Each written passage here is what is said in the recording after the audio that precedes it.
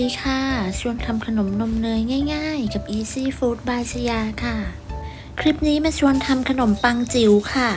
สูตรขนมปังจิ๋วนวดมือไม่ต้องใช้เครื่องตีก็สามารถทำขนมปังจิ๋วได้ค่ะขนมปังจิ๋วไส้สังขยาชาไทยและสังขยาชาเขียวขนมปังเนื้อนุ่มสังขยารสชาติหวานน้อยจะทำทานเองหรือว่าจะทำเป็นอาชีพเพื่อสร้างรายได้ก็ได้กำไรดีค่ะไปดูวิธีทำกันเลยค่ะเริ่มแรกก็มาทำสังขยาชาเขียวก่อนค่ะใส่ผงชาเขียวลงไปในน้ำร้อนจากนั้นพักไว้ประมาณ5นาทีแล้วก็นำไปกรองเอาแต่น้ำค่ะจะใช้เป็นผงชาเขียวตรามือนะคะจากนั้นก็นำนมไปใส่ในภาชนะตามด้วย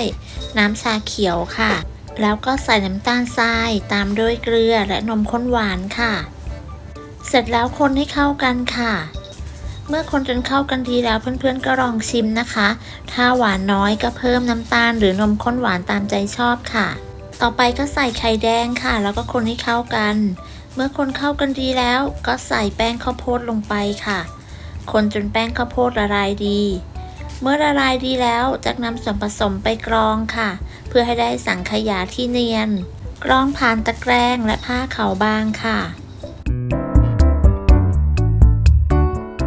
เสร็จแล้วเราก็จะนำน้ำชาเขียวที่ได้ไปตั้งไฟค่ะนำไปตั้งไฟเปิดไฟอ่อนนะคะแล้วก็คนตลอดเวลาค่ะคนจนกระทั่งส่วนผสมเริ่มข้นนะคะพอเริ่มข้นและเดือดเบาๆแบบนี้ก็ปิดไฟแล้วก็ยกลงจากเตาได้เลยค่ะจากนั้นก็ใส่เนยลงไปค่ะแล้วก็คนต่อจนกระทั่งเนยละลายดีค่ะเมื่อเนยละลายดีแล้วนะคะเราก็จะนำไปใส่ถ้วยค่ะแล้วก็จะนำไปแช่เย็นใช้พลาสติกแรปปิดไว้นะคะโดยให้แนบไปกับตัวสังขยาเลยค่ะจากนั้นก็พักไว้ในตู้เย็นประมาณ1ชั่วโมงค่ะต่อไปทำสังขยาชาไทยค่ะขั้นตอนการทำเหมือนเดิมนะคะใส่ผงชาไทยลงไปน้ำร้อนค่ะพักไว้5นาทีแล้วก็นำไปกรองจากนั้นก็นำไปใส่ส่วนผสมค่ะ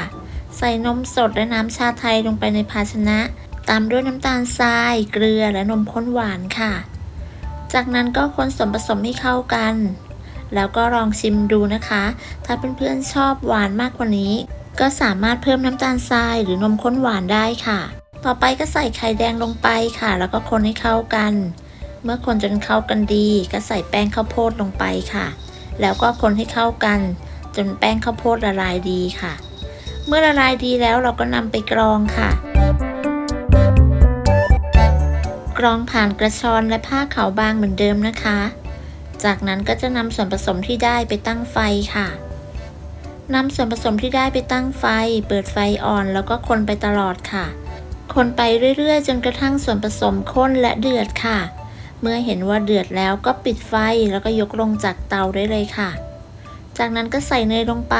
คนต่อจนกระทั่งเนยละลายหมดค่ะ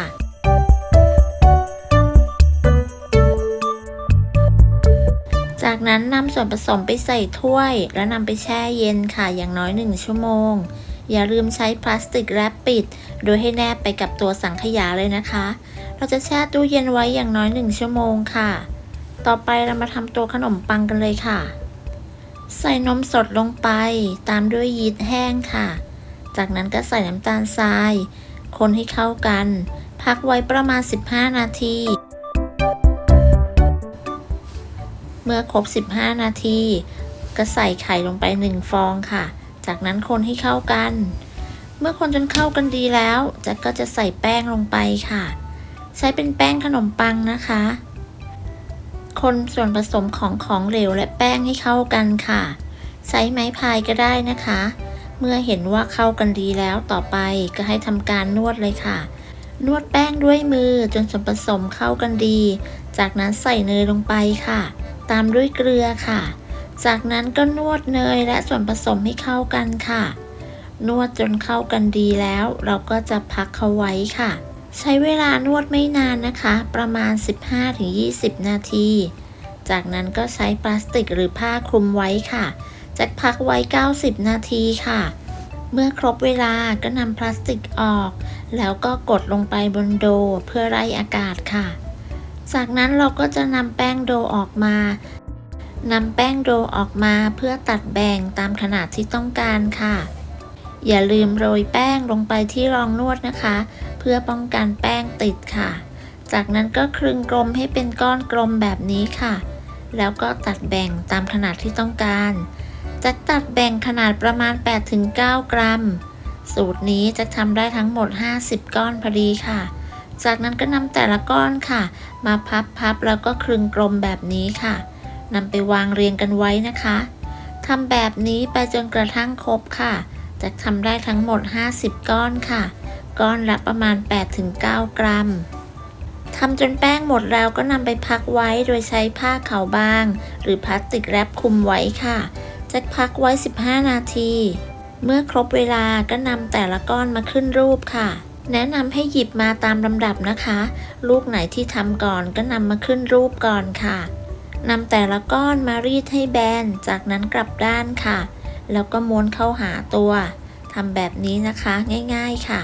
เมื่อม้วนเสร็จแล้วก็ทำการเย็บด้านข้างแล้วก็ปลายนะคะให้ติดกันค่ะเวลาที่อบเขาจะได้ไม่เปิดออกมาค่ะ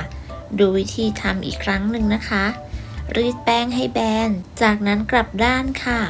แล้วก็ม้วนแป้งเข้าหาตัวแล้วก็เย็บด้านข้างและปลายให้ติดกันค่ะจากนั้นก็นำไปวางเรียงกันในถาดค่ะทำแบบนี้ไปจนครบทุกลูกเลยนะคะเรียงกันในถาดครบแล้วก็ใช้ผ้าขาวบางหรือพลาสติกแรปคลุมไว้พักไว้ประมาณครึ่งชั่วโมงค่ะเมื่อผ่านไปครึ่งชั่วโมงขนมปังของเราก็จะฟูแล้วก็อวบขึ้นค่ะ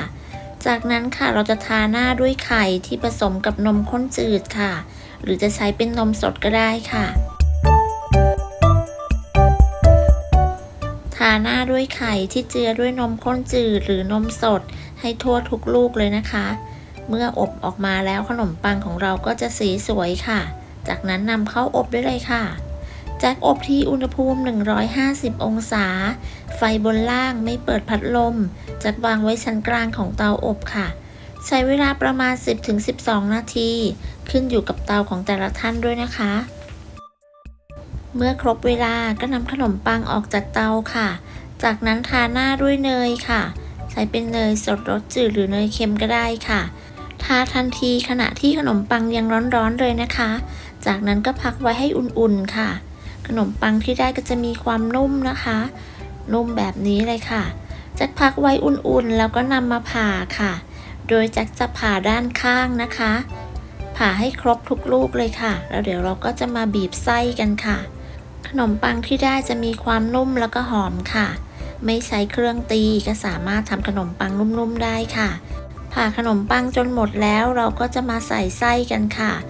ไส้สังขยาชาเขียวและสังขยาชาไทยที่เราทำไว้นะคะนำมาใส่ถุงบีบค่ะจากนั้นก็ตัดปลายถุงบีบเล็กน้อยเพื่อที่จะบีบใส่ในขนมปังค่ะบีบไส้ลงไปตรงกลางตามรอยผ่าที่เราผ่าไว้นะคะบีบจนกระทั่งครบทุกลูกเลยค่ะแล้วก็นำไปเรียงใส่กล่องค่ะถ้าใครทำขายก็นำไปเรียงใส่กล่องที่จะขายได้เลยค่ะวันนี้แจ็คมีกล่องตัวอย่างเป็นกล่องขนาดไซส์ M ค่ะแจ็คใส่กล่องละ6ลูกค่ะขนาดพอดีคำนะคะขนมปังเนื้อนุ่มไส้สังขยาชาไทยและสังขยาชาเขียวหอมอร่อยมากๆค่ะวิธีการทำไม่ยุ่งยากนะคะตัวขนมปังสูตรนี้ไม่มีเครื่องตีก็สามารถทำได้ค่ะวัตถุดิบก็มีขายทั่วไป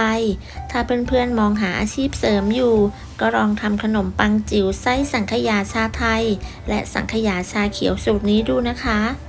ขอบคุณสำหรับการติดตามรับชมคลิปนี้ค่ะพบกันใหม่ในคลิปหน้านะคะสวัสดีค่ะ